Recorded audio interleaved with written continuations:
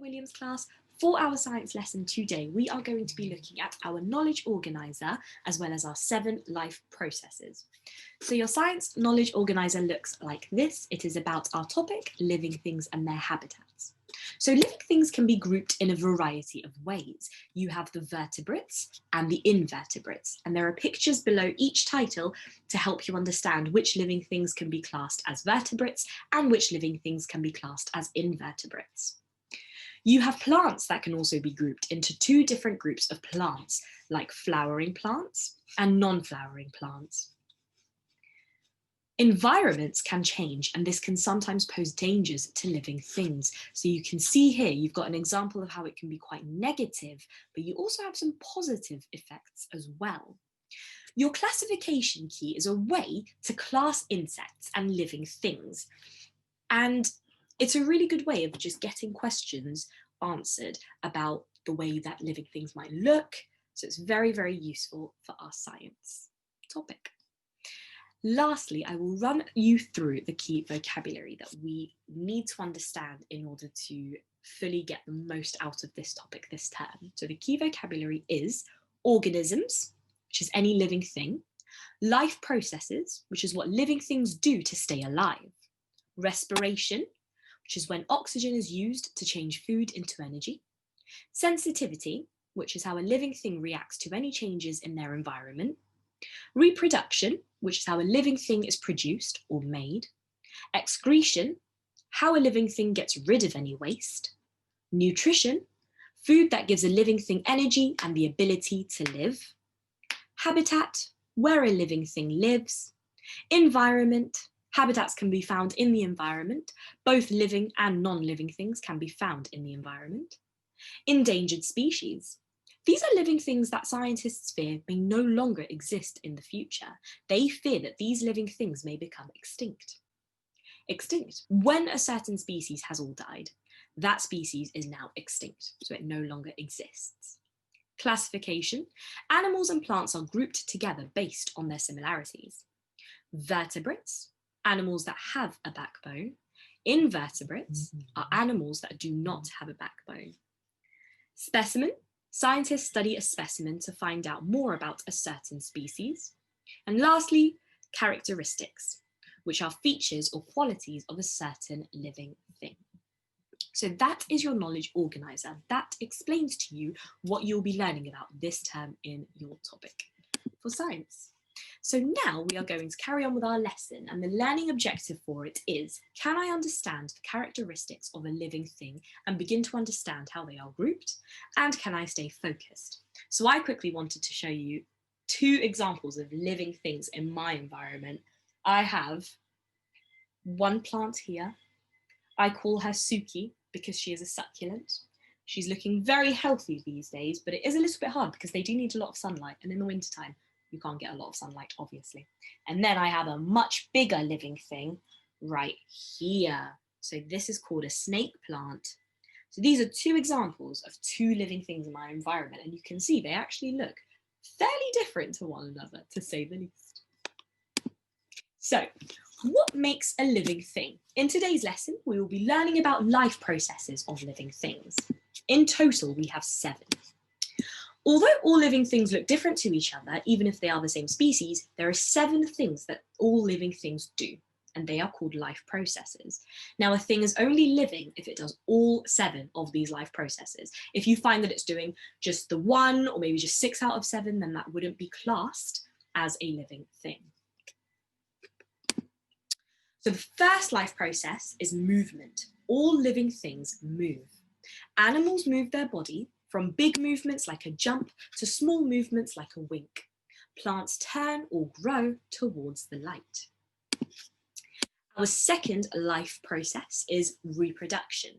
All living things reproduce. That means that animals have babies and new plants grow from seeds. So that is the plant version of reproduction. All living things are sensitive, so our next life process is sensitivity. Living things are sensitive to their surroundings. Animals react to changes in the temperature around them. Plants grow towards sunlight and they send their roots deeper if they need to find more water. The next life process is nutrition. All living things need nutrition. Living things need food for energy. Plants make their own food using energy from the sun. Animals eat plants and/or they eat other animals. All living things excrete. So the next life process is excretion. Plants and animals both need to get rid of waste gas and water, and animals also need to get rid of other waste products. I wonder if you can guess which one. The next life process is respiration. All living things respire. Plants and animals use oxygen in the air to turn food into energy. So think to yourself, what will you use your energy for today? Or what have you already used your energy for today? The next living process, growth. All living things grow. Young animals grow into adults, and plant seedlings, which are baby plants, grow into mature plants. So a way to remember these 7 life processes is with the mnemonic Mrs. Gren. So this isn't a picture of Mrs. Gren, but this is just to maybe remind you that this is the mnemonic that you can use. Now, a mnemonic just means that you have a set of letters and each letter represents a word. So the M is movement, life process number 1. R, reproduction. S, sensitivity. G, growth. R, respiration. E, excretion, and N, nutrition. So that is your 7 life processes right there.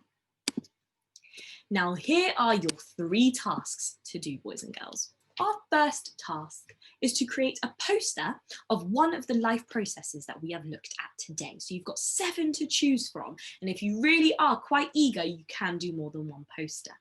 I would like for you to take a picture of it and then post it onto Tapestry for me to see. Once you have done that, task number 2 is to record a video explaining your poster, which you can then upload onto Tapestry as well. So that's really a chance to see that you've understood. That's really a chance for you to tell me which life process you chose and why. And you can talk through it as well if you'd like to. Then, third and final task will be to record a video talking about what living things you may find in the wild in your local environment. If you'd like to write instead of talking, that's absolutely fine. Challenge for you there would be if you can mention living things that you might not find in your local environment and share your findings on Tapestry, because not all of us live in Slough, not all of us live in the exact same places as one another. So it'd be really interesting to see if our findings would be different or if they would be the same to one another. Just a couple of reminders then before you get started. With your poster, you are allowed to use your colouring pens, your felt tip pens, pencils. Really be creative, really be as imaginative and as colourful as you can be. This is your chance to showcase your artistic talent. Make sure that you are checking your spellings, make sure that you're starting your sentences with the capital letters, make sure you're ending your sentences with your full stops. You could even challenge yourself by using something else instead of a full stop, like that. I'll leave that there. You can definitely make sure that you've got your finger spaces, make sure that you're trying your best to use the cursive handwriting. Just all in all, try your best with your work, because I am expecting and hoping and excited to see your best work on Tapestry. And as I said before, I will be checking through it and just giving it a little bit of a read. I'll be reading through your posters, I'll be watching your videos, I'll be seeing your pictures, and I will be giving my feedback as soon as I've seen them. So enjoy. Think of the life process that you would like to talk about in your poster, design your poster, and then push yourself by talking about it, by looking at your local environment and see what living things you can think of that live near you. I look forward to seeing you very soon, Williams class.